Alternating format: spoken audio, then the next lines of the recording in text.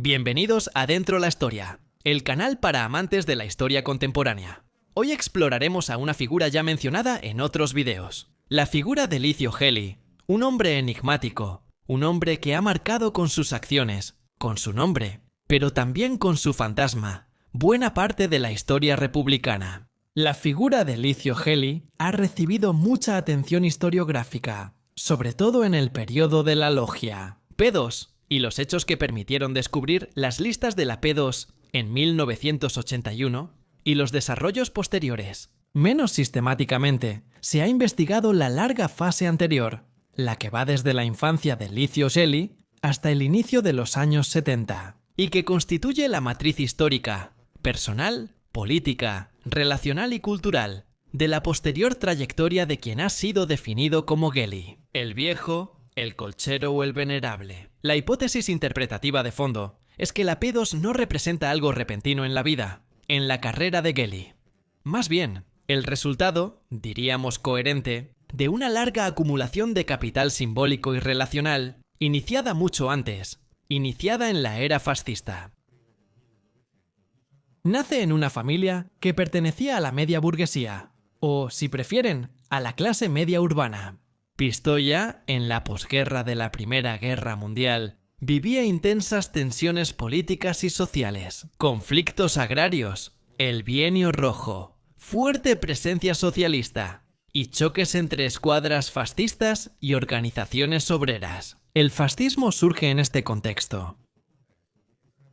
La familia Gelli se encontraba en esa época en un entorno que no era marginal respecto a la nueva cultura política dominante. El joven Licio empieza a crecer en un ambiente donde el fascismo no es simplemente el régimen, sino que es algo más. Es algo que impregna la escuela, con la inclusión en las materias, y como materia obligatoria de la cultura fascista, reforzado por las organizaciones juveniles.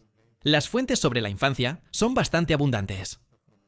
La orientación de Licio en la historia de Italia. Él fue reforzado en su historia de Licio Gelli, capítulo dedicado. Él mismo tiene dificultades para encontrar algo extremadamente claro. Lo que sí es seguro es que Licio Gelli, en cierto momento, es expulsado de las escuelas del reino. De acuerdo con varias entrevistas y memoriales, el joven Licio habría sido apartado por haber agredido, cuestionado, incluso abofeteado a un maestro acusado de actitudes antifascistas. La clásica polémica, algo que hemos visto repetirse no se sabe cuántas veces. La documentación escolar, lo que se ha podido rastrear, no siempre confirma en detalle esta dinámica. No hay una evidencia precisa que lleve a una violencia verbal o física. Sin embargo, está documentado que Licio Gelli interrumpe prematuramente su trayectoria educativa. Desde el punto de vista histórico, este paso es relevante porque marca la salida anticipada de lo que era el plan de estudios ordinario y la entrada total al mundo fascista, comenzando por las organizaciones. Como muchos jóvenes de su época, el joven Licio se une a los Balilla y posteriormente a los grupos universitarios fascistas, los QF, aunque oficialmente había salido del recorrido de estudios clásicos, por lo que continuó como estudiante privado. Las organizaciones juveniles del régimen no solo eran recreativas, sino instrumentos de adoctrinamiento, formación política y selección. La socialización ocurría a través de rituales colectivos, la disciplina paramilitar, la retórica del sacrificio o el culto al líder, los sábados fascistas, las concentraciones. En este contexto, Gelli concibe la política como movilización constante y conflicto ideológico radical. El cambio ocurre en la segunda mitad de los años 30. Licio Gelli, en ese entonces, aún no es mayor de edad cuando ve a su hermano Raffaello, su hermano mayor, partir hacia la aventura en España. En julio de 1936, como vimos en la miniserie sobre la Guerra Civil Española en el canal, la República Española es sacudida por el golpe del Frente Nacionalista y los generales. La Italia fascista acude en ayuda precisamente de los generales, a empezar por Franco. Pone a disposición los aviones para trasladar el ejército marroquí al territorio metropolitano. Envía barcos, teóricamente para combatir el tráfico clandestino, el contrabando de armas, en realidad para apoyar a los nacionalistas y realizar una verdadera piratería, con ataques a barcos neutrales o republicanos y bombardeos nocturnos a las ciudades. Un cuerpo de tropas voluntarias, 4 divisiones, es enviado a combatir junto a los nacionalistas. En 1937, poco antes de cumplir 18 años, Gelli parte como voluntario a España, se alista y toma las armas. El conflicto no solo fue una guerra civil, también fue un ensayo para la Segunda Guerra Mundial. A nivel tecnológico, con la experimentación de nuevas armas. A nivel táctico, con la experimentación de nuevas formas de conducir la guerra. Y a nivel ideológico. En Italia, la Guerra Civil Española se presenta como un objetivo. La cruzada contra el bolchevismo internacional ofrecía a los jóvenes italianos un rito de paso, de la propaganda y ejercicios a la prueba práctica de las armas, la prueba de fuego. La documentación de archivo confirma la presencia de Licio Gelli en el escenario español, aunque su actividad real, su papel en el conflicto, sigue siendo objeto de discusión. Se cuestiona el impacto simbólico de la experiencia, pero durante el conflicto, Raffaello Gelli, hermano mayor de Licio, muere en combate.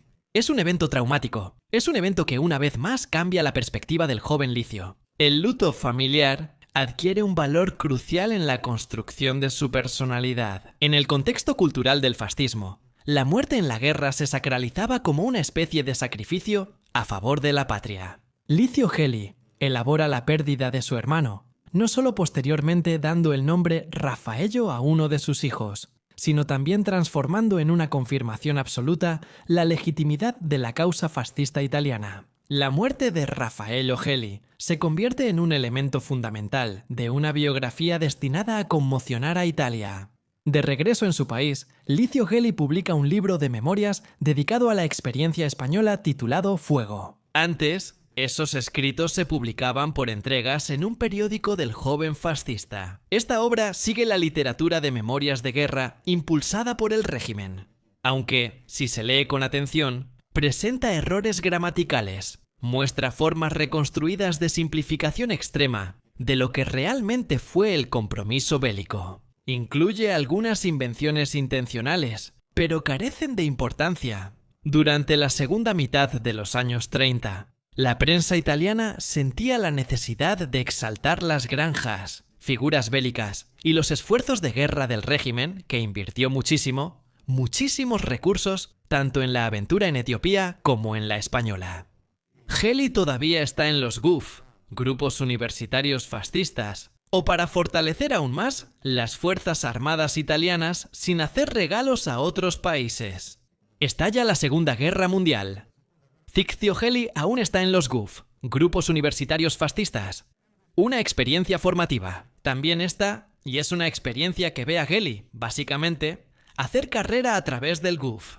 Se hace nombrar inspector del Partido Nacional Fascista, y primero se le asigna la tarea de inspeccionar precisamente las secciones, así como supervisar el entrenamiento de los jóvenes de la vanguardia. Pero en julio de 1942, este encargo suyo desemboca en algo diferente: transportar a Italia el tesoro del rey Pietro. Pedro II de Yugoslavia, el rey niño, ya hablamos de él. El video está en el canal. Ese tesoro, 60 toneladas de lingotes de oro, monedas antiguas, millones en dólares y libras, fue robado por el SIM, el espionaje militar.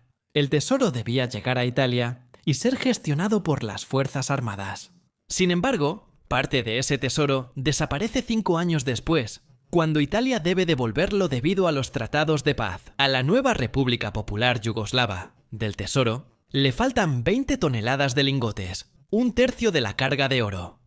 Ha desaparecido. Durante mucho tiempo se ha sostenido la hipótesis, desmentida por Licio Gelli, de que ese material fue robado y enviado de contrabando a Sudamérica, especialmente a Argentina. Habría quedado a disposición inmediata de Licio Gelli, quien habría...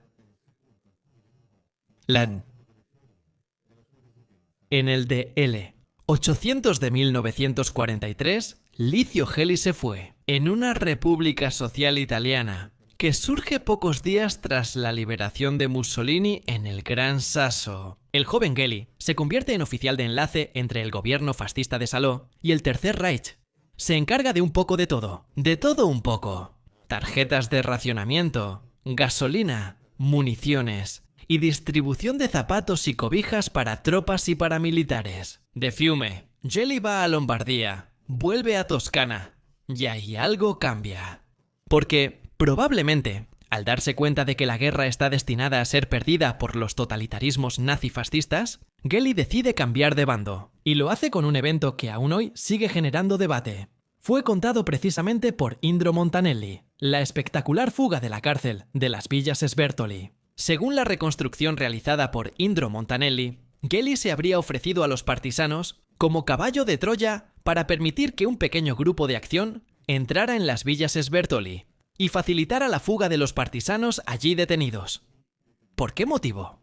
Porque Geli tenía salvoconductos firmados tanto por las autoridades fascistas de la RSI como por los alemanes, y porque Geli conocía a buena parte de los carceleros. ¿Por qué los partisanos confiaron en Licio Geli? ¿Qué los llevó a confiar en él? Es difícil encontrar una interpretación clara. Primero, porque el primer contacto de Geli con los partisanos, el pistoiese Silvano Fedi, es asesinado en circunstancias poco claras poco después de la fuga de las Villas Sbertoli. Por la muerte de Silvano Fedi, Geli fue sospechoso de asesinato, lo que provocó que tras huir de las Villas Sbertoli, se convirtiera en un prófugo buscado. Lo busca la República Social por deserción, lo busca la Gestapo porque está acusado de jugar a dos bandas, y lo buscan los partisanos por la muerte de Silvano Fedi. En la clandestinidad, Licio Geli funda su familia casándose con Wanda Banacci, una mujer de Pistoia 7 años menor que él.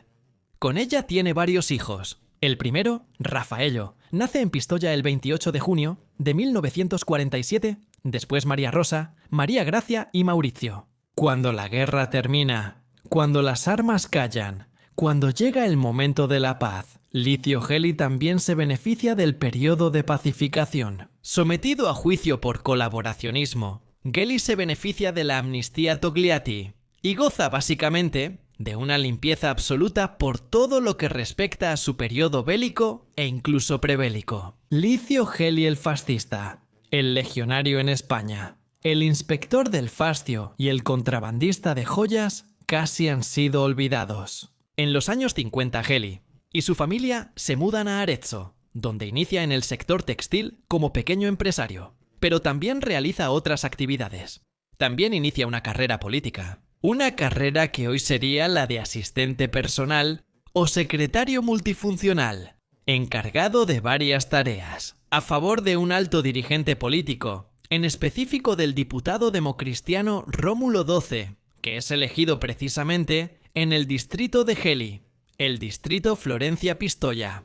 De 1948 a 1958, Geli fue el asistente personal y secretario multifuncional de XII. Y a través de XII, empieza a tener las primeras oportunidades de hacer carrera. Deja de lado la carrera textil, deja de lado la librería que por poco tiempo administra y obtiene, gracias al interés de la democracia cristiana a la que pertenece. XII director comercial de Permaflex de Frosinone, una empresa que había obtenido fondos de la Caja del Mezzogiorno para relanzar la economía en una zona económicamente deprimida de Italia. En la Permaflex de Frosinone, Geli conoce a políticos como Giulio Andreotti, quien años después lo recordará en las audiencias de San Macuto. Restando su relación era solo de encuentros esporádicos y casi olvidando también el pedido de colchones para las Fuerzas Armadas, para el ejército italiano, que Geli consiguió para Permaflex. La carrera de Geli comienza casi de forma anónima, hasta que ocurre algo más. Amistades políticas, recomendaciones y relaciones, sin título claro en el Centro de Contraespionaje de Florencia, primero del SIFAR y luego del SIDE. Licio Geli es informante de la policía y los carabineros, brindando información que puede ser valiosa o insignificante. Pero también entiende una cosa, que las relaciones personales, y no solo esas, son fundamentales dentro de cualquier carrera, ya sea política o empresarial. Por eso, en la segunda mitad de los 60, Licio Gelli se acerca más a la masonería italiana y obtiene el favor de Giordano Gamberini, gran maestro en ese tiempo, y por este motivo, poco a poco, convence primero a Gamberini y luego a su sucesor, Lino Salvini, de confiarle un encargo, el encargo de reorganizar una logia que había sido reducida a un estacionamiento temporal. Masones sin patria ni logia propia. Era la logia Propaganda. Ya hemos hablado en el pasado, aquella que había nacido como la joya de la corona, como un lugar para reunir a las excelencias, sobre todo a nivel ministerial y directivo, del entonces Reino de Italia. Con Gelli todo cambia por completo y empieza una nueva etapa, ya antes mencionada varias veces. La historia de los expedientes del Sifar, que debían ser destruidos y que en cambio terminan en el archivo privado de Gelli. La historia de las amistades peligrosas, con espías, generales, almirantes, periodistas y banqueros. Historia del plan de renacimiento democrático. Un intento de reescribir Italia y cambiarla de manera oculta. Una historia que luego desemboca naturalmente en hechos de sangre. El juez Vittorio Corso investigaba a Gelli y a Umberto Ortolani en el caso de la banda de los marselleses antes de ser asesinado por Pierluigi Concutelli. Finalmente, una historia que nos lleva a 1981.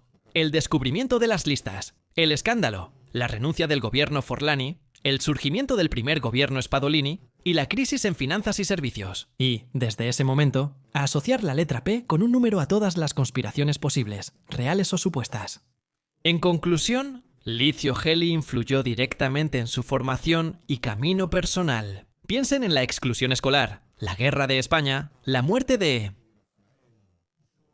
Gelli. Memorias y episodios que parecen marginales pero no lo son, pues llevan a Licio Gelli a adaptarse como ciertos animales que según las circunstancias son cazadores o presas, pero siempre de forma meliflua. Su futura experiencia en la P2 no puede entenderse sin haber comprendido antes quién era Licio Gelli, qué historias atravesó, qué hizo, quién fue. Licio Gelli no aparece de la nada en 1981 como titiritero oculto. Es un hombre que se ha construido una vida de relaciones, a veces peligrosas, basándose en su capacidad de adaptarse a las situaciones, a las contingencias. El ejemplo de las villas Sbertoli es quizás la suma de todo eso. Licio Gelli fue el producto que tiene sus raíces en la cultura política del periodo fascista en el que nació y creció, y en su elaboración personal de una visión de la política como medio para alcanzar cualquier objetivo, no solo personal. La figura de Licio Gelli, como jefe de la P2, como gran viejo titiritero, como hombre capaz de manipular, como marionetas incluso a gobiernos o comités de servicios secretos, nace mucho antes. Nace, se sedimenta, crece, se desarrolla, se adapta.